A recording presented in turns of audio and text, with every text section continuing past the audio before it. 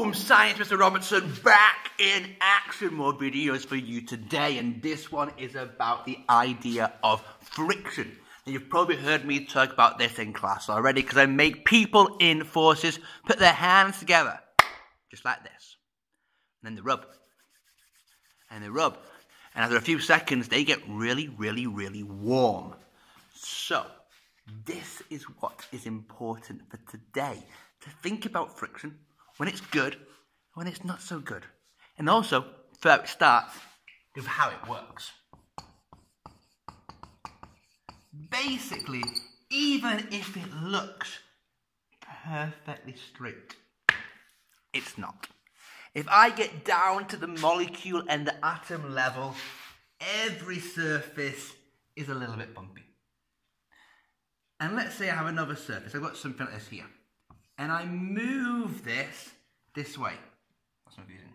So I'm going to drag this line across this line here.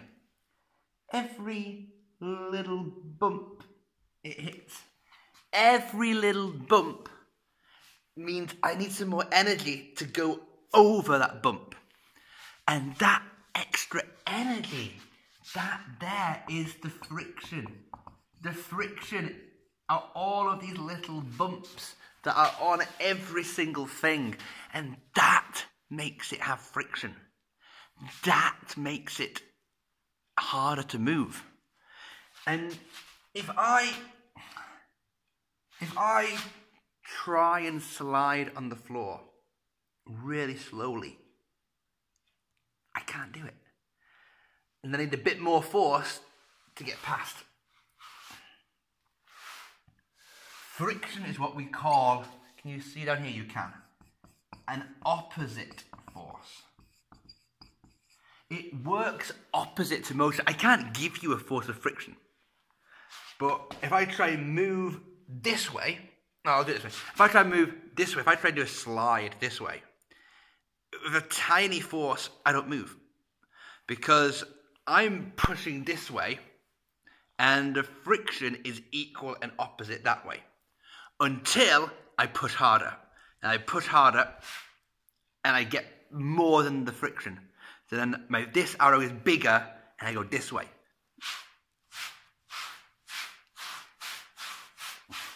And you can hear that. You can hear that because friction takes that movement energy, and it makes it into heat, and it makes it into sound. That energy that goes in then comes out. It makes it hotter. And you can hear it. You are changing that energy you put in every time there is friction making something move. But it's opposite. So if I was drawing, I don't know, let's draw a car. I like drawing cars, so you may have realised. Here's my really bad car. It's more of a shoe. You know what? It's a rollerblade. Fine, it's a rollerblade. It's going this way. If I only move a tiny, tiny bit, if I put a tiny force this way, then there'll be a friction force the opposite way. Exactly the same size. If I make this force really, really big, det ska vara en maxgräns. Det ska vara a limit for how much friction I can have. And then I can start moving if I go over that limit. Now there's ways where friction is good, and there's ways where friction is bad. Good ways include getting grip. If I want to be able to hold on to something, it's really important it has good friction. Using a material like rubber, for example, even if that rubber is perfectly flat to your eye, it is a material that is really grippy. It has so much friction. That's great if I need perhaps to, you know, drive a car or a bike, or maybe to hold my pen. You know, some people, this is too slippy. This plastic's quite slippy. Listen, almost no sound. It's so slippy. Not much friction. Having some rubber there would make it have more grip. That would be very true. It's also great, bizarrely, for actually making things smooth. And I'm thinking here about the example of sandpaper. Now, sandpaper is an amazing material because sandpaper is really, really rough.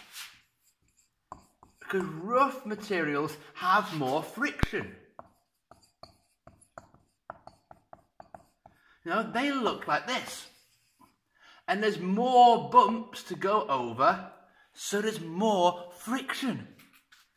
There's a good design idea there. But this sandpaper makes things smooth. If I rub something in the craft room on the other side of me, really hard with sandpaper, all of that friction goes over all the bumps and it breaks them all down because it puts in too much force. There's times when friction is something that is really, really good. And hey, there's times as well when friction is not so good. Usually, if I want to go fast. If I want to go really fast on something, it's better to have less friction. Like, I can go faster. Well, I can't. I've never done this. One can ice skate faster than they can run. Because you're going to have less friction on the ice. The ice is really, really smooth material. So you can glide over the ice super, super easy. So that's a really good thing. It's also really good for machines.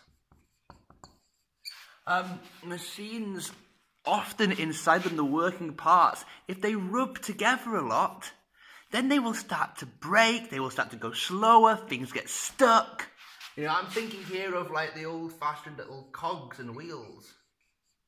If I have things like this and then things like this, all joined together like so, and they spin around.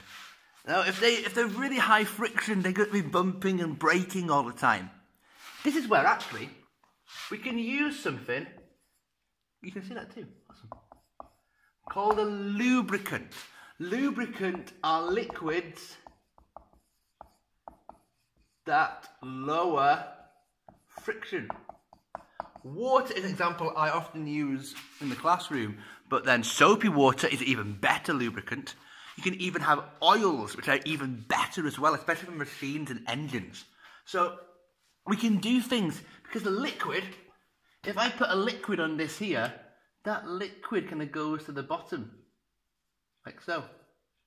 Making it more smooth so you can glide through.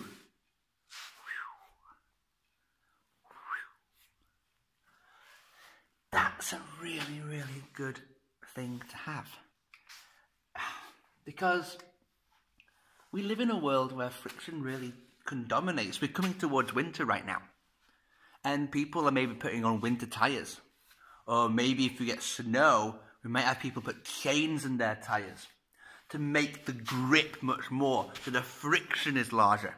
Maybe they can't go as fast, but they are able to drive safely, you know?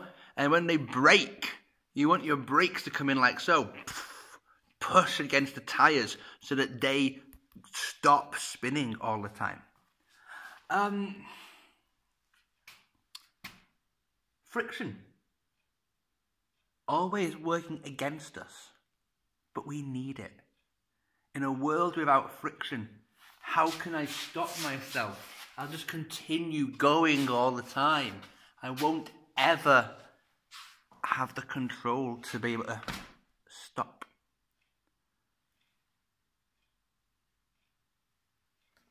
That's the force of friction. Thank you very much.